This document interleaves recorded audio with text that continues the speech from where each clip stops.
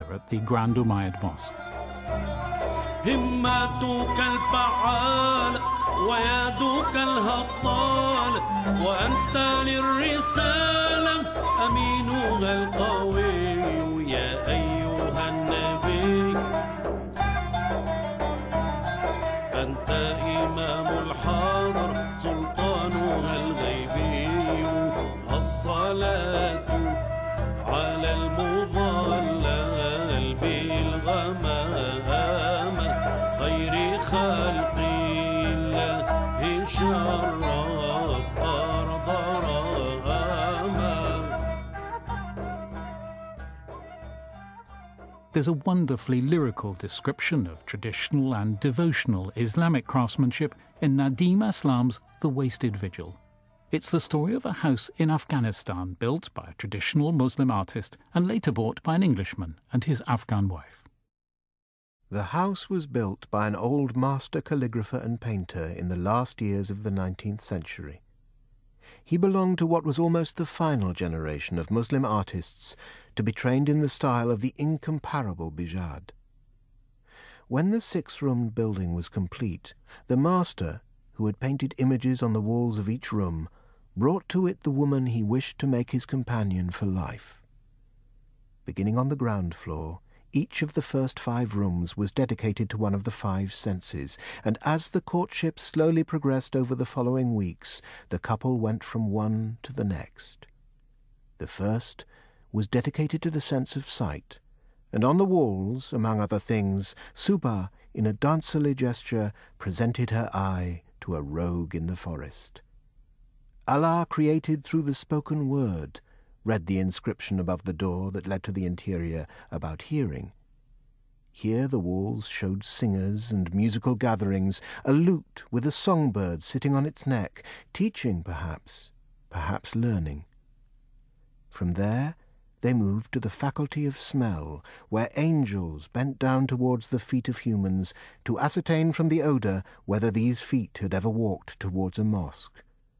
Others leaned towards bellies to check for fasting during the holy month of Ramadan.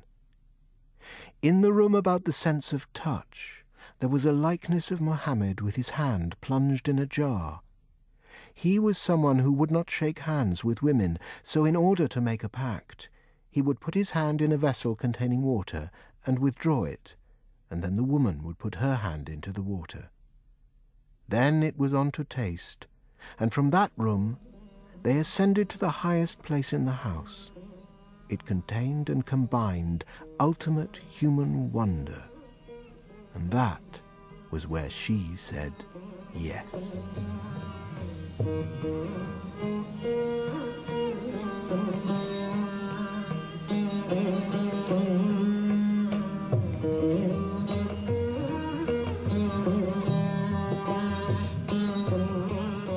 This instrument, the veena, has an association with the Hindu goddess of knowledge, music and arts.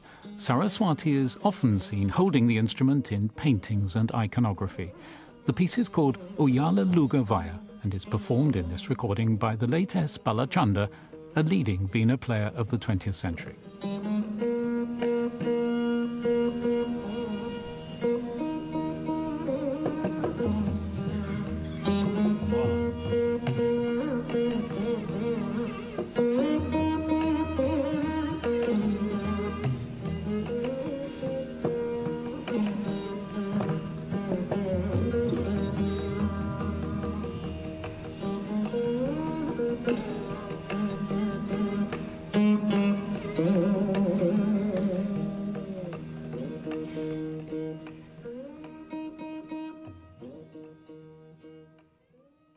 They quote a fascinating description of the significance of geometry at the Prince's School of Traditional Arts. It's from Rasail of the Ikhwan al-Safa. Know, O brother, that the study of sensible geometry leads to skill in all practical arts, while the study of intelligible geometry leads to skill in the intellectual arts, because this science is one of the gates through which we move to the knowledge of the essence of the soul, and that is the root of knowledge. Dr. Khalid Azam says geometry is at the heart of everything at the school, not only in the context of Islam. We understand geometry as being the language through which we understand the divine order. It is our means of deciphering this divine order and this natural order that we speak about. To understand that every flower that is blossoming is different in its own way. You never see two flowers that are exactly the same. But what is the discipline underneath this flower which gives it that variety from within a unity of expression? And we see this and we interact with this every day. If we understand the principle, that understanding and the embodiment of that principle within us will allow us to improvise and to understand that as an architect in terms of proportion, as a painter in terms of composition, and so forth. And therefore geometry is very, very important. You're talking very much about the universality of art forms and craft forms. To what extent would you say that sacred art is universal, and to what extent is it specific to specific places or indeed specific faiths? I'm very wary about the word sacred.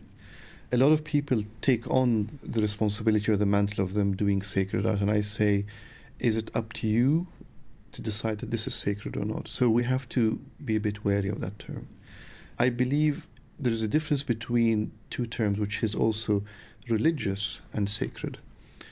I think the term sacred transcends religion and transcends regional and time zones. It is something which is to do with the spiritual. We all have a spirit, and we all have a common spirit, which was what makes us human, what makes us transcend our physical nature, what makes humanity as a whole become one. That is what is spiritual.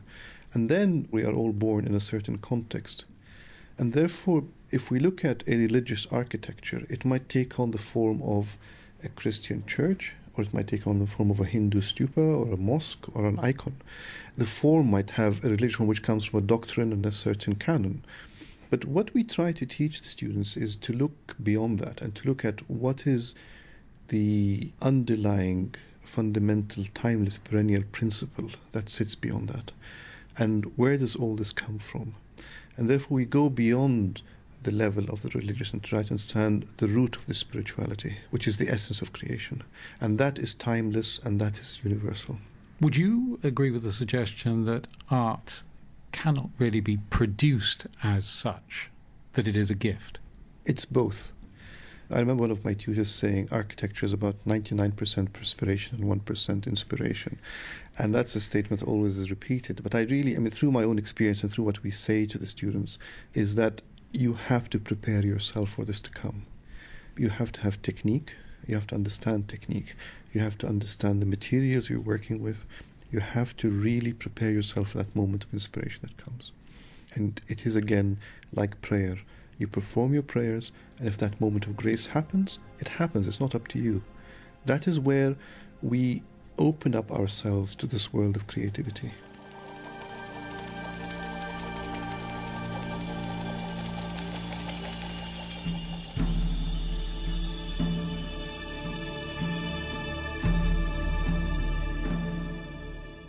Sagrada Familia from Gaudi El Musical de Barcelona, composed by Albert Guinovar.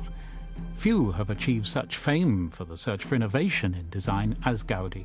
Barcelona and its fantastical cathedral and other public buildings and spaces, his laboratory.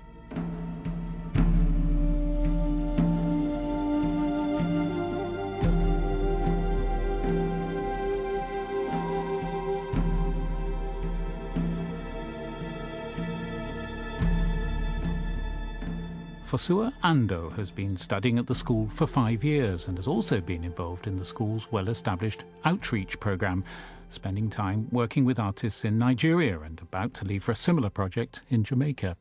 From West Africa, Fossua began by studying the manifestation of the sacred in African sculpture.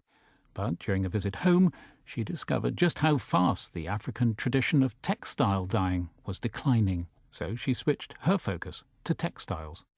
Africa hasn't got a tradition of icon paintings and miniatures, but they have other traditional arts, and textile is actually one of the main traditional arts of Africa. It was used to transmit information, moral codes, and keep the community together.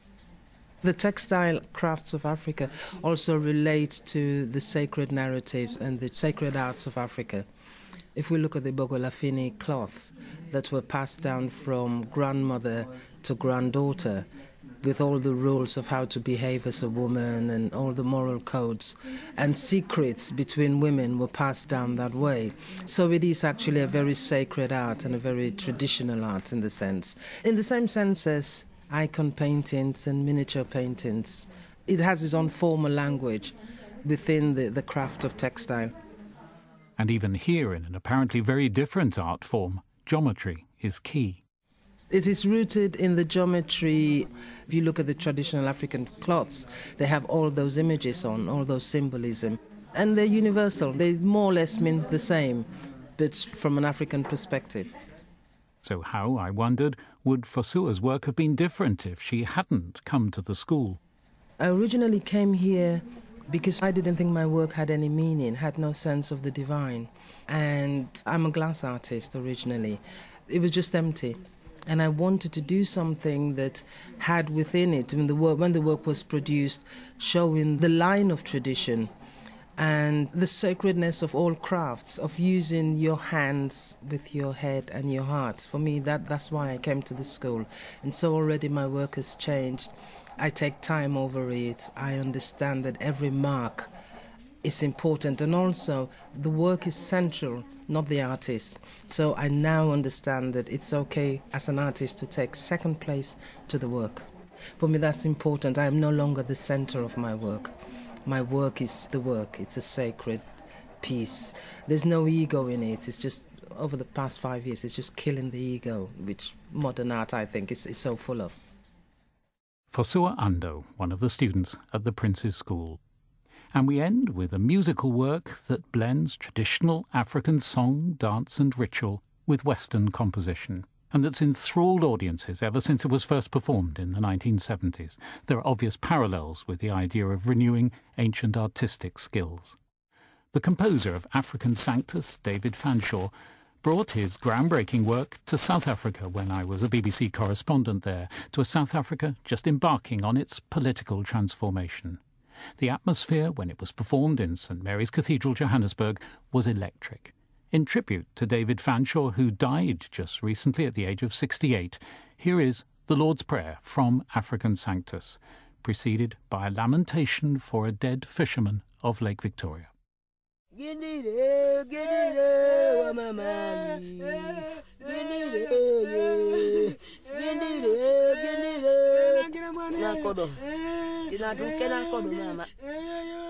Olugendo wala tinatuke bye